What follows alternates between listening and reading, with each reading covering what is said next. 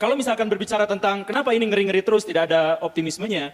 Ketika keyakinan dibangun dari keraguan, maka masa depan itu dibangun dengan kekhawatiran kita untuk berhadapan dengan masa depan.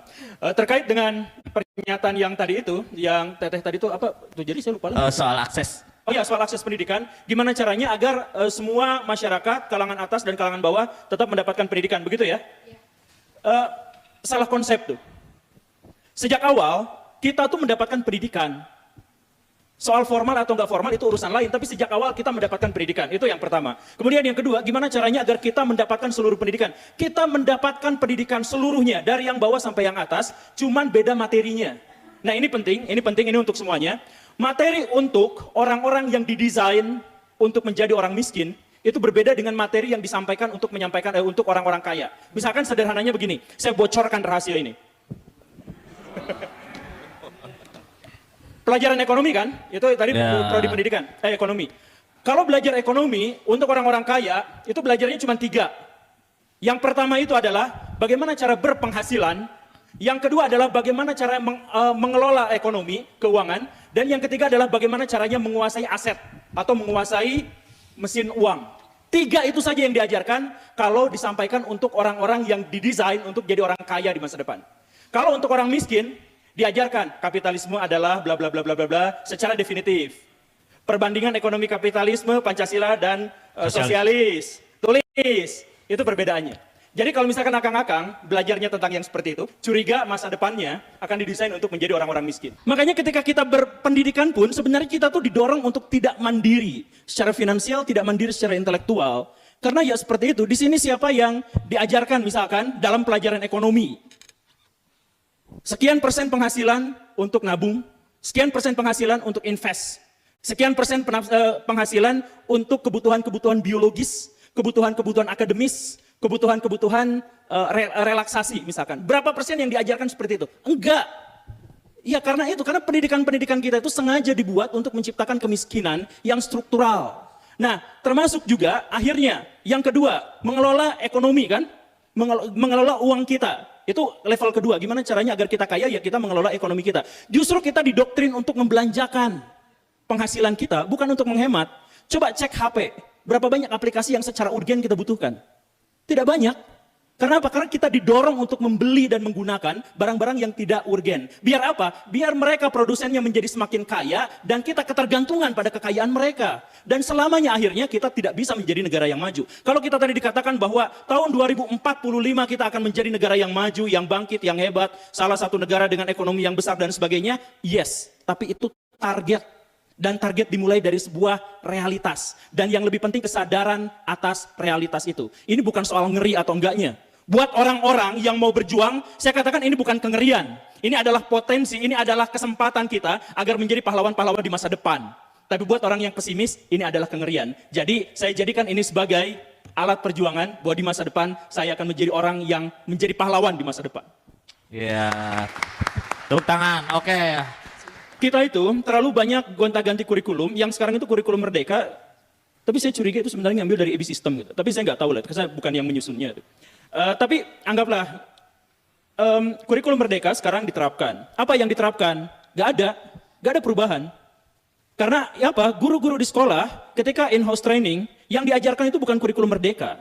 Yang diajarkan tuh gimana cara bikin administrasinya, perubahan dalam format menyusun laporannya, ya yang kayak gitunya. Jadi mau kurikulum ganti berapapun, saya guru dari tahun 2008. Setiap kurikulum ganti, saya nggak pernah disosialisasikan tentang apa makna pergantian kurikulum itu. Saya hanya disuruh untuk training tentang bagaimana cara bikin RPP, model baru. Itu masalahnya. Saya pernah ngobrol sama Prof. Hamid. Ya ngobrol, beliau kan salah satu yang menyusun ini. Terus saya katakan, Pak, kurikulumnya gini.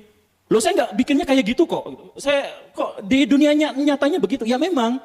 Jadi yang jadi masalah itu bukan, tapi yang jadi masalah itu ada distorsi besar dari ide-ide dari atas, dari para penyusun yang terhormat, dari Pak Menteri dengan kemauan yang segala rupa. Tapi ketika masuk ke bawah itu udah beda sama sekali.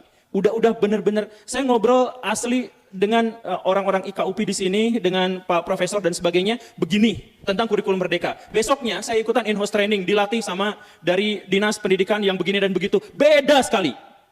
Jadi intinya sebenarnya kita nggak butuh perubahan-perubahan itu, karena ternyata pada faktanya perubahan yang terjadi itu bukan pada kurikulumnya, tapi perubahan itu terjadi pada orang atas ngomongnya kayak gimana, pas sampai guru udah beda cerita gitu. Jadi kita esensial aja lah berpikir tuh, kan guru itu ada kompetensi profesional, ada kompetensi pedagogik, ada sosial, ada pribadi atau individu. Nah, kompetensi pedagogik itu gak pernah dibahas sama sekali. Gak pernah. Makanya saya ingin kritik ini ke orang-orang UPI di sini, saya kritik ke orang-orang yang megang kebijakan, yang bikin aturan-aturan seperti ini. Kenapa guru-guru di Indonesia digaji dengan sangat murah? Karena nggak punya kompetensi. Kenapa nggak punya kompetensi? Karena nggak dilatih memiliki kompetensi. Kalau misalkan ada seorang pilot, ini sering saya sampaikan, kalau ada seorang pilot jadi guru, bisa nggak? Bisa. Bisa nggak guru jadi pilot? Tidak. Nggak bisa. Karena apa? Karena pilot memiliki kompetensi, guru tidak.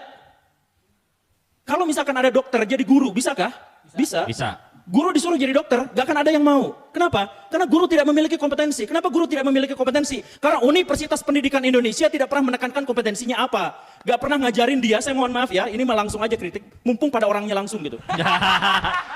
Mumpung dimasukin TV juga, Pak. Mumpung masukin di TV saya berdiri. Sok. Berapa banyak pelajaran, berapa banyak SKS, guru-guru atau calon guru di UPI diajarin psikologi pendidikan anak. Sedikit sekali, sampai akhirnya apa? 4 dari 40 siswa di Indonesia SD itu sebenarnya disleksia. Tetapi guru-guru tidak diajarkan itu sehingga mereka gagal memahami anak-anak seperti itu. Sehingga anak-anak yang berpotensi menjadi orang besar di masa depan malah jadi preman. Gara-gara salah diagnosis. Kenapa? Guru-gurunya nggak pernah diajarin apa itu disleksia. Siapa di sini dosen yang pernah ngajarin ke anak-anak didiknya tentang pendidikan itu soal disleksia? Itu baru satu masalah. Sedangkan masalah psikologis anak itu kan banyak. Siapa yang pernah? Kan tidak. Jadi kebanyakan di sekolah itu, di universitas diajarin bagaimana cara bikin RPP silabus yang ketika lulus kuliah sudah tidak diperlukan lagi karena kurikulum sudah ganti. Ya. Jadi cek bimbel-bimbel terbaik di Indonesia yang sekarang sudah redup, sudah terdisrupsi. Saya kasih penjelasan berdasarkan pengalaman saya sendiri. Kalau guru-guru yang berasal dari UPI itu kalah bersaing dibandingkan universitas-universitas yang non keguruan. Kenapa? Karena kegagalan mereka untuk bisa menyampaikan materi secara sederhana. Itu masalahnya di situ. Jadi, apakah itu ngeri? Ngeri. Kita berbicara soal pendidikan saat ini, kita belum berbicara soal AI masa depan yang sangat mengerikan itu, kita belum berbicara di situ. Bahkan di dunia nyata saat ini, aktual hari ini, kita kalah. Lalu bagaimana ceritanya kemudian kita didorong untuk gak usah dulu berpikir soal ngeri? Ya, kita nggak usah mikirin soal ngeri, kita harus berjuang. Tapi untuk menghilangkan kengerian itu adalah dengan perjuangan untuk mencapai perubahan. Berani untuk berubah, berani untuk mengkritik orang tepat di depannya. Hey.